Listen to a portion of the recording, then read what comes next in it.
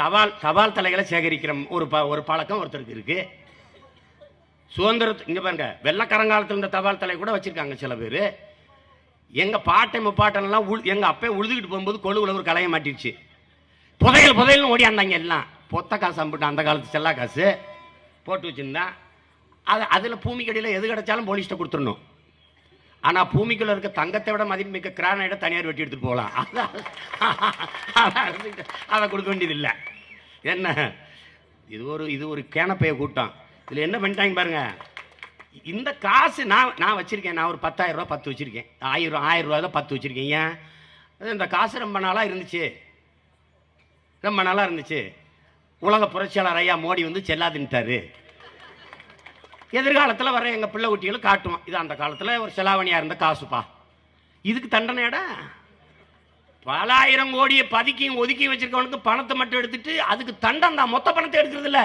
1000 கோடி வச்சிருந்தீங்கன்னா 10% பெனால்ட்டி. அதில் 100 கோடி எடுத்துட்டு 900 ஒன்றை கொடுத்துட்டு போயிடுவாரு. நீ ஏதாவது பதவியில் இருந்தீங்கன்னா அதை விலைக்கு விட்டுருவாங்க.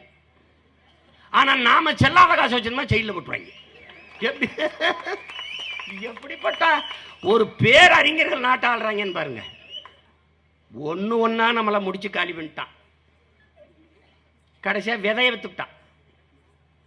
இவனுக்கு ஒரு நோய், சீட்லெஸ், போன்லெஸ், கேஷ்லெஸ். ஆமாப்பா, அவன் பார்த்தான். ஆமா, சர்ஜிக்கல் ஸ்டேக்குங்கிறான். டேய், ஒரு தம்பி எழுதியிருக்கான், ஏர்போர்ட்ல கிடக்குது, கண்டெய்னர்ல கிடக்குது, லாரியில கிடக்குது, வீட்டுக்குள்ள கிடக்குது, ஏன் கக்குஸ்லோட கிடக்குது. ஆனா அந்த ஏடிஎம்ல மட்டும் இந்த பணம் கிடக்க மாட்டேங்குது. அது கிடக்காது. எப்படிப்பட்ட மேதைகள்! பணத்தை செல்லாதுன்ட்டான், இப்பதான் வேகமா அச்சிட்டுக்கிட்டு இருக்காங்கிறான். ஒரு பைத்த பின்னாடி வருதான், நல்லது வருதான் பின்னாடி. மொத்த பேரும் செத்து. அவன் என்ன தெரியுமா கேட்கிறான்? ஏய், நீ இன்னும் ஊருக்கு போல?